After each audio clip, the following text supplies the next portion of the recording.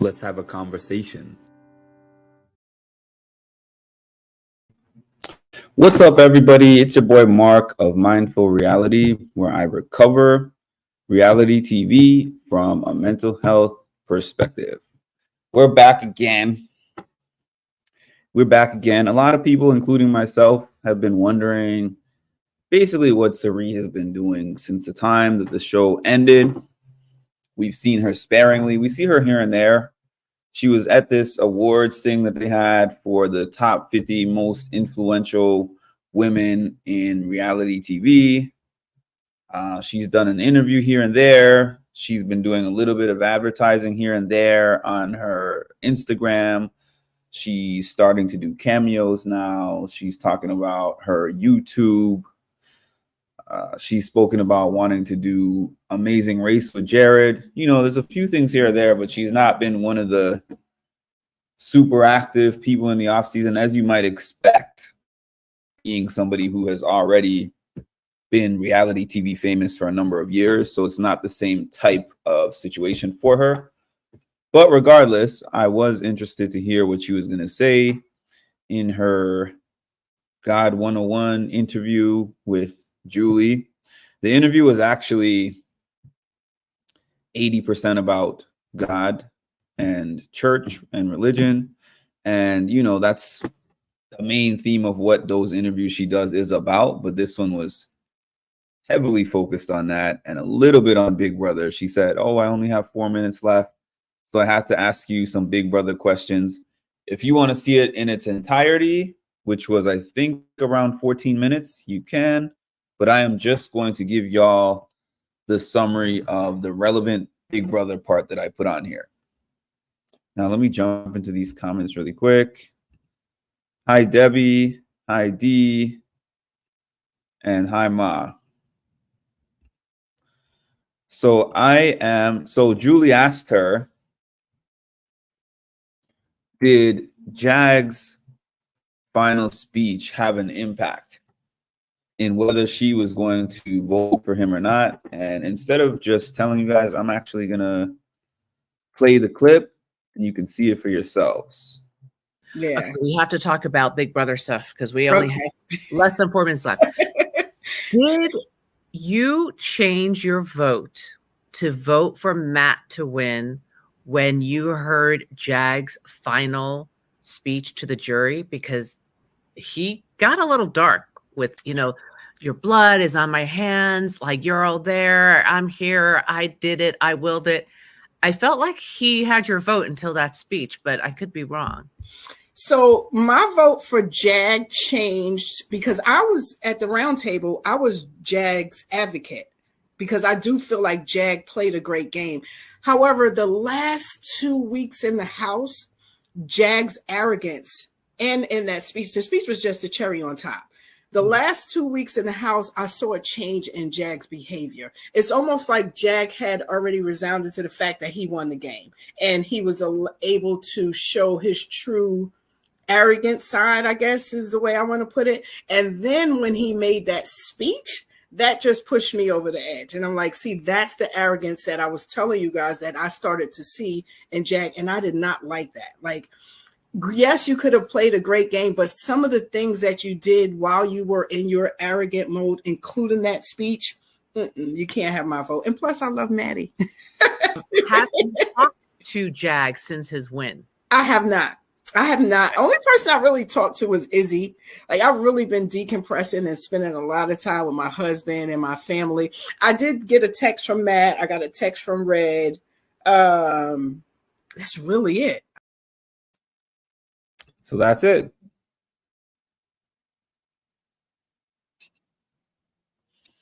Yeah, so that's it. So she was saying that she was actually advocating for Jag when they were doing their roundtable discussion, but then she said she couldn't really overlook the arrogant things that he was saying and the things that he was doing within the house, especially within the last couple of weeks. And we were able to see a lot of those things via the live feeds. She was probably able to feel those things even more than what we saw actually being in the house with him. I think the thing that I really agree with her on is based on how the Big Brother season was going, he probably could have won without the extra spice. You know, because he was already in a final two situation with somebody who didn't really know anything about the show and didn't really have anything to say that put him in position to win the show. So Jag was already at an advantage there, even though he says, oh, Maddie was well liked.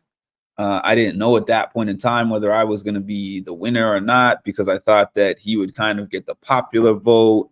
I think he could have executed the last couple of weeks differently, because honestly, with the whole thing with Jag and the Mamas, they were going to win out the competitions anyways.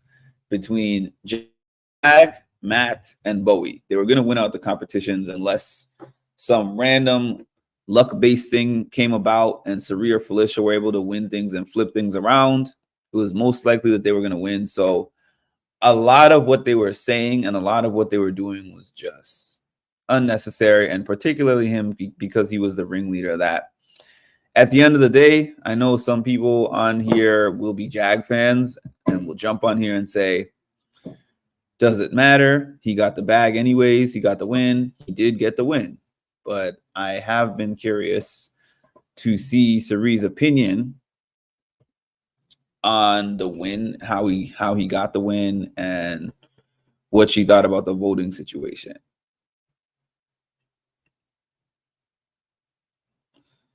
She was right on point, minus the part she didn't see in the HOH room. I wish Jag lost it because it would have taught him a lesson about arrogance. Yeah, and every Jag interview that I have seen post-season, he's like, I'm overwhelmed with the support that I get. I'm overwhelmed with the amount of love that I'm getting. And I'm sure that he got some support and some love for his win, but I almost feel like that is a pre-planned answer to deflect a little bit, because I haven't really seen him really dive into addressing anything like that. I know that he has said, oh, it was said in a joking manner. The things that I was saying were said in a joking manner, but if anyone, I could see how it might not have been taken as a joke to some, and it doesn't matter whether it was a joke or not. And I'm not convinced that everything that he said was a joke, because if I'm looking at the body of work of things that he was saying over not just the last 2 weeks, but probably from the time that Corey and America were still in the house, from basically that point in time, and even before then, when Cam was still in the house and Jared was still in the house, I think from Zombie Weekend on, that's when I started to see a shift in the way that Jag was playing and the way that Jag was speaking about people. That was my shift. Hi, Tasha. Is he overwhelmed by? If he is overwhelmed by love, how about he heads to Twitter? Yeah, he hasn't really been a popular winner, because if y'all remember BB24, when Taylor won, she was on a world tour at this point in time. I mean, she was getting all these different interviews. She was going to different award shows, and she was going on different daytime television shows. I think that they went on a trip shortly after. You know, there was just a lot going on for her.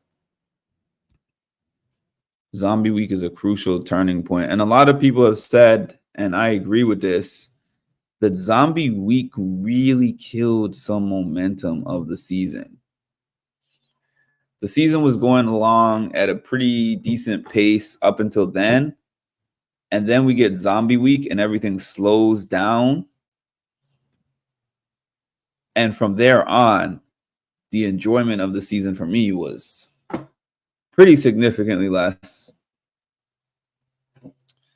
But yeah, this was my summary of my feelings on that. I would say that y'all already know if I was in the house and I was in the jury, I definitely wouldn't have given Jag my vote. I wouldn't have given Jag my vote against Matt.